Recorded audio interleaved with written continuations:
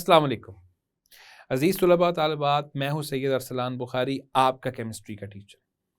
बच्चों, आज हम जिस उन्वान को पढ़ने लगे हैं वो तसलसल है पिछले उन्वान का, जिसमें हमने इंडस्ट्रियल एफ्लुएंट्स और डोमेस्टिक एफ्लुएंट्स को पढ़ लिया था। आज के इस उन्वान में, इस लेक्चर में हम क्या पढ़ेंगे? हम पढ़ेंगे एग्रीकल्चरल एफ्लुएंट्स, और इसको पढ़ते साथ ही हम देखेंगे कि वाटर पोल्यूशन क्यों हो रही है और उसका सद्देबाब कैसे किया जा सकता है। तो चलते हैं बोर्ड की तरफ और इस टॉपिक को मुकम्मल करते हैं। तो बच्चों, अब आते हैं एग्रीकल्चर एफ्लुएंट्स पे। देखते हैं कि एग्रीकल्चरल एफ्लुएंट्स क्या हैं, और इनको पढ़ने से पहले जो अभी हम पढ़ कर आए हैं, जिसमें हमने इंडस्ट्रियल एफ्लुएंट्स और डोमेस्टिक एफ्लुएंट्स को पढ़ा है, वो ज़रा जहन में रखिए। तो आते हैं एग्रीकल्चरल एफ्लुएंट्स के ऊपर कि ये क्या होते हैं। आपको नाम से ही पता चल रहा है कि इसका ताल्लुक एग्रीकल्चर के साथ होगा, ज़राअत के साथ होगा। तो एग्रीकल्चरल एफ्लुएंट्स क्या है? ऐसा आलूदा पानी, असल में इंडस्ट्रियल कोई भी एफ्लुएंट है, मैंने आपको अभी थोड़ी देर पहले बताया कि वो पानी का जहां से अखराज हो रहा होता है उसको कहते हैं। तो यहाँ पे हम जो ऐसा आलूदा पानी लिख रहे हैं, हम लिखेंगे कि वो पानी का जहां से अखराज हो रहा है। तो ऐसा आलूदा पानी जो फसलों में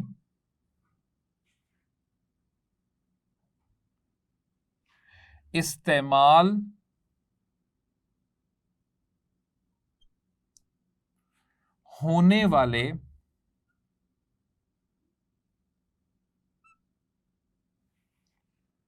वाले कंपाउंड्स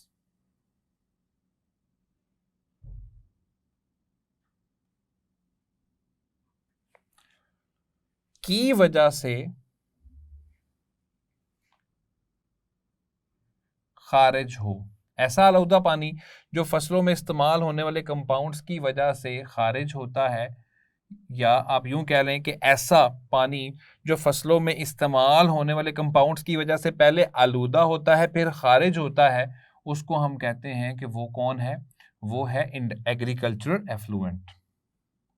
अब सवाल ये पैदा होता है कि ऐसे कौन से कंपाउंड्स हैं या ऐसी कौन सी अशिया हैं जो हम फसलों के लिए इस्तेमाल कर रहे हैं और उसकी वजह से हमें एग्रीकल्चरल एफ्लुएंट्स और वाटर पोल्यूशन का सामना करना पड़ रहा है।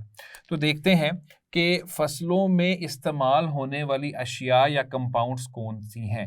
याद रखिएगा, हम दो तरह की अशिया जो है वो इस्तेमाल कर रहे हैं, जिसमें से पहली है फर्टिलाइजर।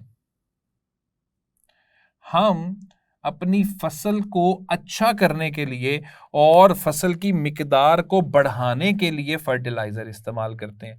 अभी हम तफसील में बात करते हैं कि फर्टिलाइजर ऐसा क्या करता है कि जिसकी वजह से ज़मीन की ज़रखेज़ी बढ़ जाती है और वहाँ पे अच्छे तरीके से पौधे जो हैं वो पैदा होने लग जाते हैं, उनकी पैदावार बढ़ जाती है। दूसरी चीज़ है पेस्टिसाइड्स। बच्चों, ये पेस्टिसाइड्स क्या होते हैं? पेस्टिसाइड्स कहा जाता है ऐसे केमिकल्स को जो कि हम फसलों में स्प्रे की सूरत में दाखिल करते हैं ताकि वहां पर मौजूद पेस्ट मर जाए। अब ये पेस्ट क्या होता है? फसलों में आने वाले कीड़े मकोड़े, उन्हें पेस्ट कहा जाता है। कभी कभार फंजाई का अटैक हो जाता है, उसके ऊपर फंजाई का हमला हो जाता है, वो भी हम उसको पेस्ट का नाम देते हैं। हत्ता कि वायरसेस की वजह से भी फसल खराब हो जाती है तो उसको भी हम पेस्ट का नाम देते हैं। तो मुख्तलिफ पेस्ट को मारने के लिए जो अद्वियात हम इस्तेमाल करते हैं और उनका स्प्रे करते हैं वो कहलाते हैं पेस्टिसाइड्स। तो या तो हम फर्टिलाइजर इस्तेमाल करते हैं या हम पेस्टिसाइड्स इस्तेमाल करते हैं। फर्टिलाइजर का इस्तेमाल क्या है? फर्टिलाइजर का इस्तेमाल है जमीन की जरखेजी को बढ़ाने के लिए। अच्छा, अब हम सिर्फ क्या करते हैं? जरखेजी को बढ़ाने की कोशिश करते हैं। अच्छा, इसको बढ़ाना कैसे होता है? जमीन की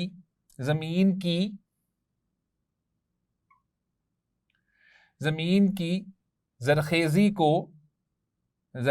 को बढ़ाने के लिए हम ज़मीन की जरखेजी को बढ़ाने के लिए उसमें क्या डाल देते हैं? फर्टिलाइज़र डाल देते हैं। क्या वजह है कि हमें वहां पे फर्टिलाइजर डालना पड़ रहा है। याद रखिएगा बच्चों, पौधों को अपनी नॉर्मल ग्रोथ करने के लिए किसकी जरूरत पड़ती है? नाइट्रोजन की जरूरत पड़ती है और फॉस्फोरस की जरूरत पड़ती है। क्यों जरूरत पड़ती है? जो नाइट्रोजन है, नाइट्रोजन प्रोटीन्स का हिस्सा है। तो ये तो प्रोटीन्स का हिस्सा है। ये हम बाब नंबर 5 में बड़ी तफसील के साथ पढ़ के आ चुके हैं, बाब नंबर 13 में, जो कि किताब के मुताबिक बाब नंबर 5 बनता है। तो प्रोटीन्स के, नाइट्रोजन के बगैर प्रोटीन्स नहीं होते। तो पौधों को अपनी नॉर्मल ग्रोथ के लिए, अपनी बढ़ोतरी के लिए प्रोटीन्स की जरूरत पड़ती है। और प्रोटीन्स किससे बनती है? नाइट्रोजन यानी अमाइनो एसिड से बनती है। तो जब नाइट्रोजन की किसी जगह मिकदार कम हो जाती है, पौधे बहुत ज्यादा नाइट्रोजन इस्तेमाल कर लेते हैं, जमीन के अंदर नाइट्रोजन की मिकदार कम हो जाती है, वहां पे हम फर्टिलाइजर लाके डाल देते हैं ताकि नाइट्रोजन की मिकदार बढ़ जाए। इसके अलावा याद रखिएगा, फॉस्फोरस किस लिए डाला जाता है? फॉस्फोरस भी बेतहाशा कंपाउंड्स का हिस्सा है, जैसे कि एटीपी। एटीपी का मतलब होता है एडिनोसिन ट्राइफॉस्फेट। इसके अलावा डीएनए और आरएनए सबके लिए फॉस्फोरस होना जरूरी है।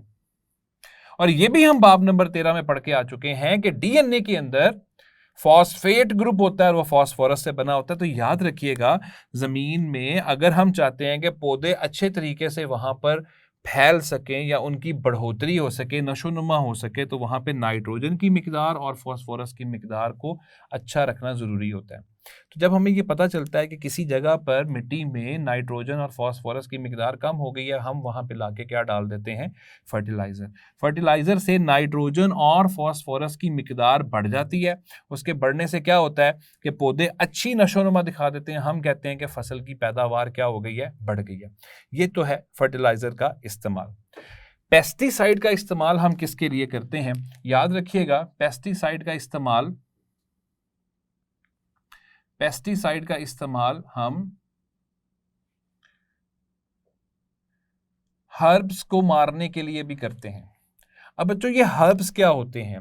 ये छोटे छोटे सी जड़ी बूटियां होती हैं जो फसल में उगाती हैं और ये फसल की बजाय ये खुद खुराक हासिल करती रहती हैं, जिससे फसल मुतासिर होती है। तो इस हर्ब्स को मारने के लिए भी हम लोग पेस्टिसाइड इस्तेमाल करते हैं। और ऐसे पेस्टिसाइड्स जो हर्ब्स को मारने के लिए हम इस्तेमाल करते हैं, उनका हमने नाम ही अलग रखा हुआ है, उन्हें हर्बिसाइड्स कहा जाता है। इसी तरह फंजाई को मारने के लिए हमने फंजाइसाइड्स बनाए हुए हैं, उनको कहा जाता है फंजाइसाइड्स। हर्बी और हर्ब्स को मारने के लिए हर्बिसाइड्स।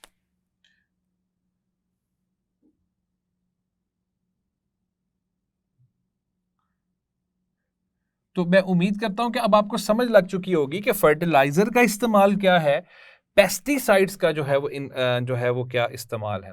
तो ये कीड़े मकोड़ों को मारने के लिए, फिर आपने नाम सुना होगा इंसेक्टिसाइड्स, फंजाइसाइड्स, हर्बिसाइड्स, ये सारे के सारे कीड़े मकोड़ों को मारने के लिए इस्तेमाल होते हैं।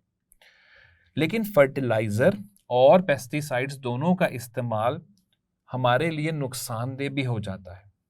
बच्चों, वो कैसे नुकसानदेह होता है? ये दोनों चीजें यानी पेस्टिसाइड्स और फर्टिलाइजर, दोनों चीजें जब पानी में हल होती हैं तो ये पानी में हल होके ज़ेरे ज़मीन जाना शुरू कर देती हैं और इस अमल को हम नाम देते हैं लीचिंग। इस अमल को हम नाम देते हैं लीचिंग। सिर्फ लीचिंग भी कह सकते हैं, वाटर लीचिंग भी कहते हैं, सॉइल लीचिंग भी कहते हैं। लीचिंग का मतलब क्या है कि पानी जो है वो ज़ेरे ज़मीन जाता जा रहा है, क्योंकि जाहिर है पानी, हमारी जो ज़मीन होती है वो पानी को जज़्ब करती रहती है, तो पानी जो है वो नीचे जाता रहता है। अब हम फसलों को जब ये पानी देंगे और उसमें फर्टिलाइज़र फेंका होगा, पानी फर्टिलाइज़र को अपने अंदर हल करेगा और हल करते पानी ज़मीन के नीचे सीप करता जाएगा, इसको हम कहते हैं सीप करता जाएगा। इस अमल को लीचिंग का अमल कहा जाता है। करते करते बिल आखिर नीचे पड़ा होगा पीने वाला पानी, और वो पानी जो है वो पीने वाले पानी के अंदर दाखिल हो जाएगा। उसके नुकसानात क्या होंगे बच्चों? उसके नुकसानात ये होंगे कि सबसे पहली बात, NO3 नेगेटिव नाइट्रेट्स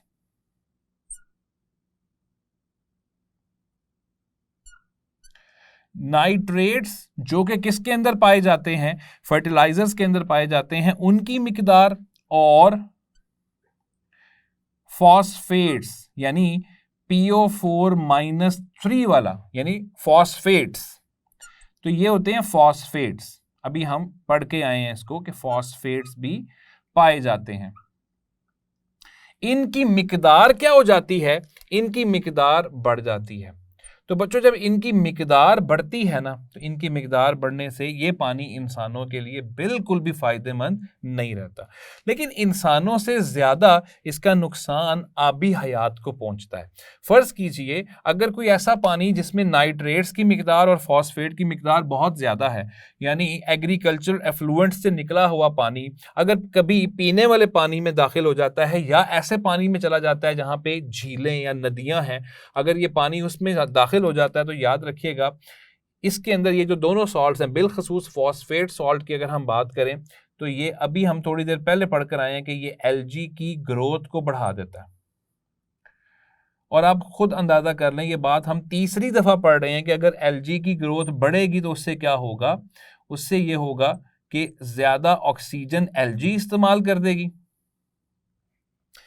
ज्यादा इस्तेमाल ऑक्सीजन एलजी ऑक्सीजन का इस्तेमाल कर लेगी और ऑक्सीजन की कमी हो जाएगी और बाकी चीज़ों को ऑक्सीजन पूरी नहीं आएगी। इसका एक और बहुत बड़ा हमें नुकसान नजर आता है, एलजी जो यहाँ पर बनती है ना, इनकी वजह से जाहिर है जब उसकी ग्रोथ ज़्यादा होगी, जब उसकी नशोनुमा ज़्यादा होगी तो वो ज़्यादा फैलेगी, तो एलजी फैलते फैलते पानी के ऊपर सतह में आ जाती है।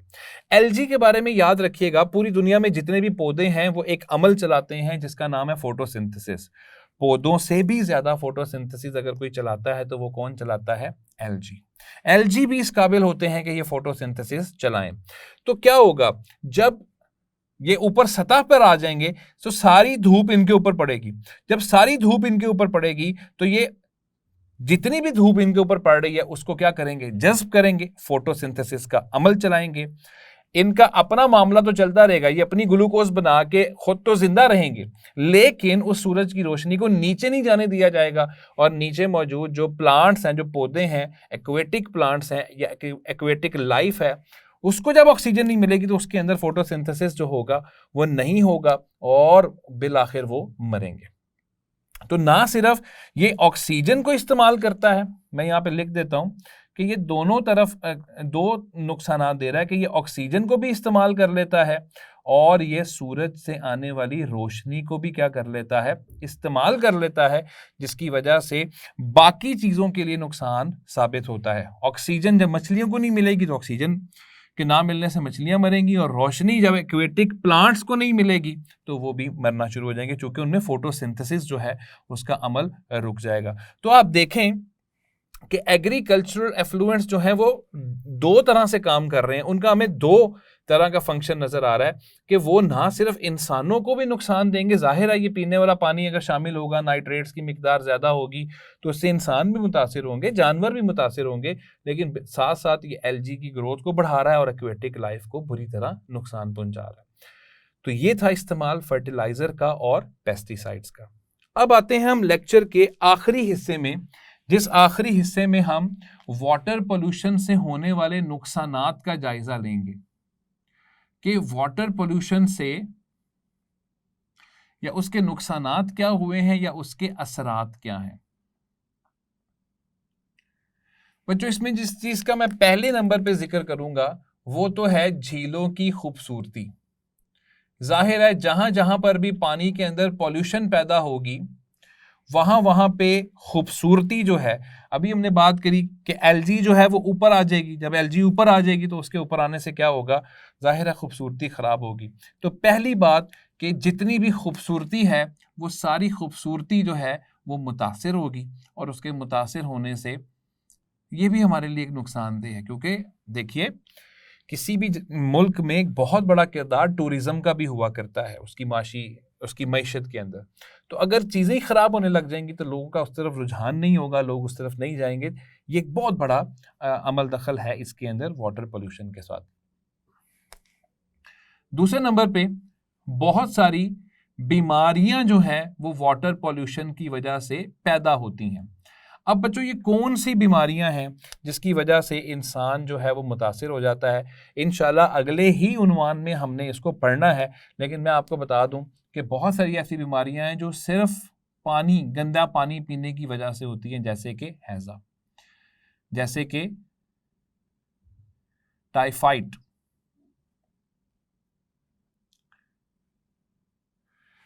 जैसे कि पोलियो। तो जो पोलियो का जो वायरस है वो भी गंदे पानी के अंदर ही होता है, और उस वायरस के आने से इंसान को पोलियो जो है, इंसान उसका शिकार हो जाता है। इसके अलावा और बहुत सारी ऐसी बीमारियां हैं जिसको इंशाल्लाह अगले ही उन्वान में बड़ी तफसील के साथ हमने पढ़ना है। तो एक तो ये है कि पॉल्यूटेड वाटर यानी गंदा पानी, आलूदा पानी जो है वो बहुत सारी बीमारियों की वजह बनेगा, इंसानों के अंदर भी और जानवर के अंदर भी। और इससे पहले ही हम पढ़ कर आए हैं कि कैंसर भी पैदा करता है गंदा पानी। इसके अलावा एलजी, देखें अभी हमने तीनों चीजों में पढ़ा है, चाहे इंडस्ट्रियल एफ्लुएंट्स थे या डोमेस्टिक एफ्लुएंट्स थे या अब एग्रीकल्चर एफ्लुएंट्स पढ़ रहे हैं, तीनों के असरात की वजह से एलजी की ग्रोथ में इजाफा होता है। तो जब एलजी की ग्रोथ में इजाफा होगा तो इसका मतलब जाहिर है कि ऑक्सीजन लेवल की कमी हो जाएगी, और जब ऑक्सीजन कम होगी तो उसके कम होने से क्या होगा बच्चों, वहां पे जितनी भी एक्वेटिक लाइफ है वो मुतासिर होगी। और याद रखिएगा, अगर एक्वेटिक लाइफ मुतासिर होती है तो हमारी जिंदगी में, हमारे इर्द गिर्द जो इकोसिस्टम पाया जाता है उसमें फूड चेन मुतासिर हो जाती है। बच्चों मैंने गुज़िश्ता ही लेक्चर में आपको एक दो लेक्चर्स पहले फूड चेन के बारे में बताया था कि फूड चेन क्या होता है, कि एक जानदार वो इन्हसार कर रहा होता है दूसरे जानदार के ऊपर अपनी खुराक के हवाले से, और वो जो होता है वो दूसरे उससे आगे उसके ऊपर इन्हसार कर रहा होता है। इसी तरह जो एक्वेटिक लाइफ है उसके अंदर भी एक फूड चेन बनती है, उसके अंदर एक जानदार का इन्हसार दूसरे के ऊपर होता है। अगर ऑक्सीजन लेवल की कमी की वजह से वहां पे मौजूद पौधे और या छोटी मछलियां मरना शुरू हो जाएंगी तो उसके असरात ये होंगे कि एक वक्त आएगा बड़ी मछलियां भी मरना शुरू हो जाएंगी, क्योंकि बड़ी मछलियों की खुराक छोटी मछलियां हुआ करती हैं और छोटी मछलियों की खुराक पानी में मौजूद दीगर जानदार हुआ करते हैं जिनमें डाइटम्स और इन चीज़ों का शुमार होता है। तो अगर ऑक्सीजन लेवल की कमी होगी तो वहां पे सारे के सारे जो हैं वो मरना शुरू हो जाएंगे। इसके अलावा पोल्यूटेड पानी का एक और हमें बहुत बड़ा नुकसान नज़र क्या आता है, खूबसूरती मुतासिर हो गई, बीमारियों का हमने उसको पढ़ लिया, एलजी की ग्रोथ जो है वो बढ़ जाती है जिसकी वजह से ऑक्सीजन लेवल कम हो जाता है। इसके अलावा एक बहुत बड़ी चीज़ हमें क्या नज़र आती है कि हमारी अशिया ज़ाया होती हैं। देखिए अगर हम अशिया का ज़िया, अगर हम फर्ज कीजिए अगर हम पोल्यूटेड पानी इस्तेमाल कर रहे हैं हमारे घरों की को धोने के लिए, तो वो डिटर्जेंट्स और साबुन वगैरह का बहुत ज़्यादा ज़ाया उसका हो जाएगा वहाँ पे, और हमें जाहिर है उसके नुकसानात जो हैं वो उठाने पड़ेंगे। तो बच्चों वाटर पोल्यूशन से होने वाले कुछ बहुत ही संगीन किस्म के असरात जो हैं वो भी मैंने आपके सामने उनका जिक्र कर लिया, जिसमें हमने देखा कि ज़्यादा बड़ा नुकसान ये है कि इंसान की सेहत और जानवरों की जो सेहत है वो मुतासिर हो सकती है। इसके अलावा अगर पोल्यूटेड पानी हम फसलों को सैराब करने के लिए दे रहे हैं तो वो फसलों को भी नुकसान पहुँचाएगा, ज़मीन की पीएच को भी तब्दील करने की कोशिश करेगा। तो ये सारे असरात वाटर पोल्यूशन की वजह से मुरतब होते हैं। अब इन सारी चीज़ों का हल क्या है? आपने जब ये तीनों चीज़ें पढ़ी हैं तो इसका हल एक ही निकला है कि अगर हम अच्छे तरीके से इन एफ्लुएंट्स को उनका बंदोबस्त कर लेते हैं, इनके अखराज का रास्ता ही अलग हो और बाद में वो किसी तरह पीने वाले पानी में दाखिल ना हो सकें, तो हम इसमें कामयाब हो सकते हैं। दूसरी चीज़ है टेक्नोलॉजी का इस्तेमाल। बहुत सारे मुल्कों में वाटर ट्रीटमेंट प्लांट्स काम कर रहे हैं। पाकिस्तान में भी बहुत सारी जगहों पे वाटर ट्रीटमेंट प्लांट्स लगाए गए हैं, लेकिन अभी इस वक्त उनका कोई पुरसाने हाल नहीं है।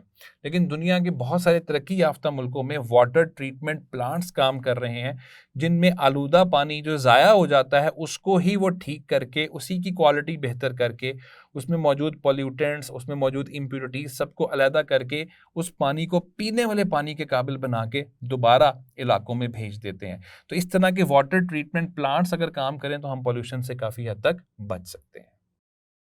जी, तो बच्चों ये था आज का उन्वान, इसके साथ ही वाटर पोल्यूशन का टॉपिक ख़त्म हो गया। इंशाअल्लाह अगले लेक्चर में आपसे मुलाकात होगी, तब तक अपना ख्याल रखें। अल्लाह हाफ़िज़।